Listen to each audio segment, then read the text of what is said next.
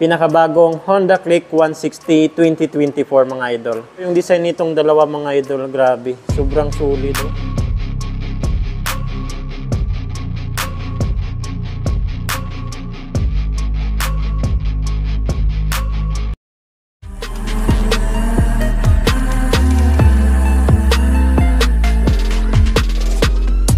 What's up mga idol, Chris Ride Motovlog nga po pala. For today's, nandito ngayon tayo sa Honda Dick Jam Cycle Inc. Located lang po ito dito sa Lanoy Subdivision, Barangay Kalumpang, General Santos City. Honda Click 160, grabe. Napakaganda na po talaga ng combination ng kanyang kulay, decals. Honda Click 160 yan mga idol. Wow. Grabe, napaka-sporty ng looks. Tatlong kulay po yung available nila dito. Isang matte metallic gray. At ito naman po yung matte red. So ito naman po yung matte black at combination po yan ng decals na kulay orange. Ayan, napakalaki na po ng decals niya. Itong gusto ko yung design nitong dalawa mga idol, grabe. Sobrang solid oh. Ganda kasi ng combination ng decals tapos yung kulay niya. Naka-glossy black dito at dito naman metallic gray. Kahit hindi sa glossy pero pag nasilawan ng araw, napakakintab. Yan po yung metallic gray mga idol. Ito naman, glossy black naman po dito. Ito rin po, napakaganda rin po nitong matte red. Putan muna natin. Grabe ang lupit oh. Tapos dito meron na siyang Click 160 na decals. Napakasulit oh. Meron na siyang glossy black dito. Yan, ikutan muna natin. Yun oh, napaka-elegant. Meron siyang glossy gray dito. Ayan oh. Wow, nastig oh. Napakatulis, napaka-aggressive na po ng decals niya. Ito naman po yung gustong-gusto kong kulay. Metallic gray, tapos combination po yan ng blue. Tapos gray naman po siya dito. Ikutan muna natin mga idol. Yan o. Although kulay at decals lang din naman yung nabago dito. Pero napaka-astig po talaga. So dito naman, glossy white. Yan o, glossy white naman po yung nakalagay dito. Meron na po sa ditong Click 160 na kulay blue. And then yung background niya, faded po sa na black. Yan, dito naman po faded po siya dito. At dito naman po yung DRL niya. Signal light, headlight, naka-LED po yan lahat. Wala na po kayong makikitang halogen bulb dito. Lahat po yan naka-LED na. Tapos ito naman parang winglet oh. Napakastig po ng design niya. So dito naman sa pinaka-head niya, pinaghalong glossy black at matte black naman dito with sticker ng Honda. Ito naman po yung front fender niya. Ang astig din ng design. Ayan o, pa-Batman po yung design niya. Naka-glossy black na rin po ito. So dito medyo may kaiksian lang dito. May cover naman po yung dito niya. Ito naman po yung front suspension niya. Napaka-astig. Meron po sa ditong cover din. Braking system niya dito sa harapan. Hydraulic disc brake. Naka-single pot piston caliper. Ayan, ito naman po yung brand niya, Tokiko. Ang size naman po ng gulong niya dito sa harapan ay 100 by 80 and then 14 inches po yung laki ng kanyang mags. Kulay naman po ng mags niya ay bronze. Ito po ay naka-street tire and then naka-tubeless. Pagdating po sa makina nito, 160cc, naka 4-stroke, 4-valve, single overhead cam at ang cooling system po nito mga idol ay liquid cooled. Po yung radiator niya. So dito po tayo naglalagay ng coolant para hindi mag-overheat yung motor natin kahit ilong distance natin mga idol. So ito naman po yung tail light at brake light niya. Grabe, ang ganda po talaga ng pagkakatabas dito. Napakatulis. Ito naman po yung grab bar niya na steel. Yan o, napakasulit din. Tail light, brake light, signal light, lahat po yan naka-LED na. Wala na po kayong makikitang halogen bulb dyan. So ito naman po yung design ng kanyang back fender. Meron po sa ditong metal. At meron pa sa ditong palikpik. Ito naman po yung reflectorized niya na red. Sticker ng Honda. So ito naman po yung muffler niya. Meron po sa ditong heat guard na plastic. Napakakapal. Tapos mahaba. So iwas paso talaga tayo dito.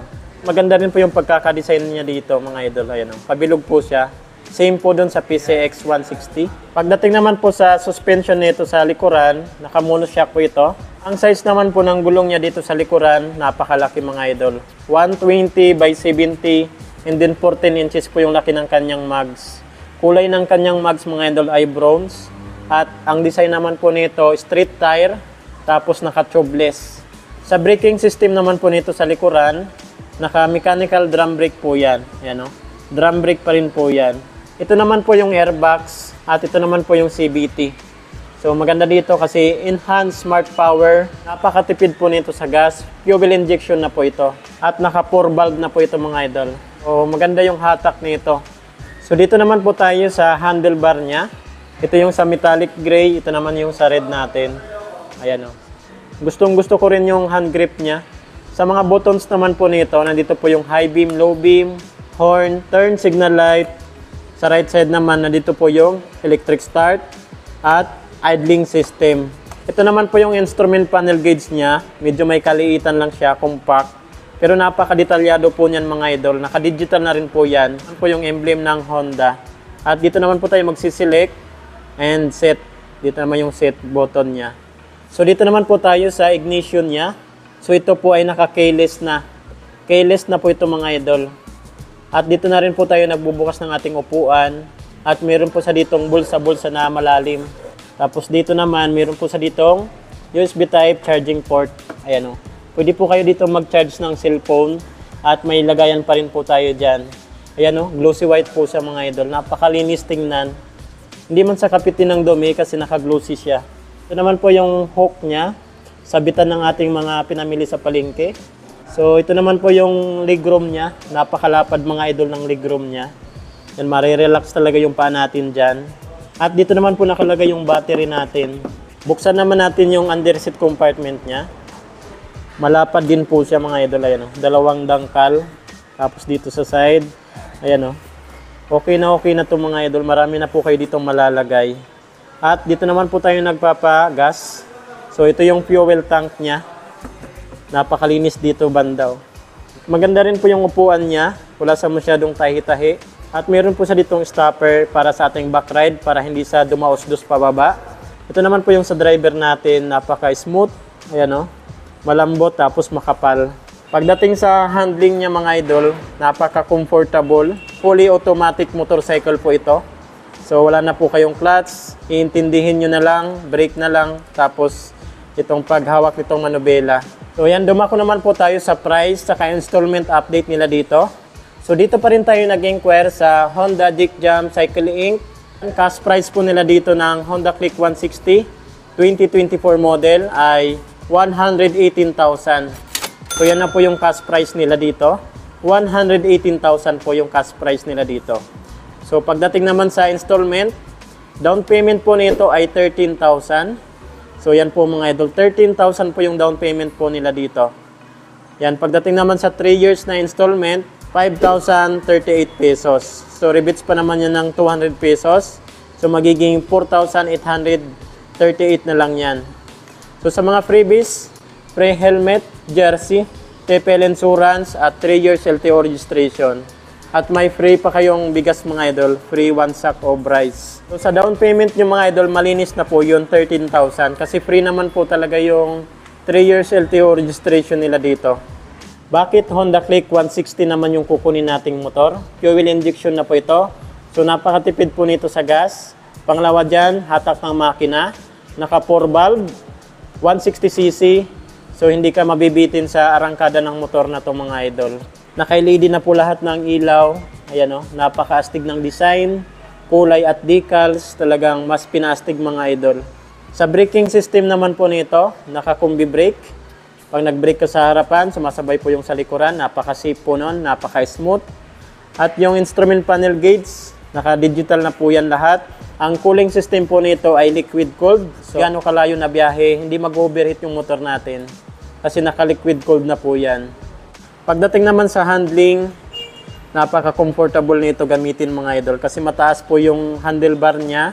Tapos malambot yung upuan. Marirelax pa yung paa nyo dito. Baka gusto nyo mag-upgrade ng mas powerful na motor. Ayan, Honda Click 160. Mas pinastig po yung datingan niya.